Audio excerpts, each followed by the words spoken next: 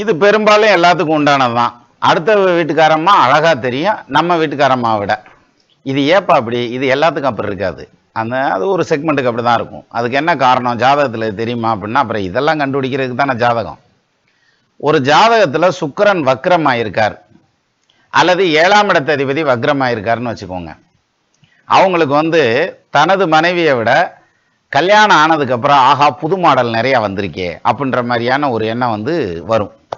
இது அந்த சுக்கிரன் வக்ரமானா, 7ஆம் இடத்த அதிபதி வக்ரமானா, அல்லது சுக்கிரனும் 7ஆம் இடத்த அதிபதியும் ஒன்று சேர்ந்து இந்த ரெண்டில் ஏதாவது ஒரு கிரகம் நீசமாக இருந்ததுன்னா இது மாதிரியான எண்ணங்கள் தவிர்க்க இயலாதது.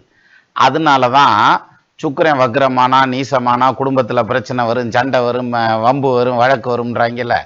அப்போ என்ன ஆகும்? இது மாதிரி பிரச்சனை வந்ததுன்னா வீட்டுக்காரம்மா என்ன செய்யும்? விளக்கமாத்த எடுத்துக்கிட்டு தானே துரத்தேன். அப்போ சண்டை தன்னைப்போல வரும் இல்லையா? அதனால் இப்படி ஜாதகம் இருந்ததுன்னா நம்ம கொஞ்சம் எச்சரிக்கையாக இருக்கணுங்கிறதுக்காகத்தான் இந்த வார்த்தை.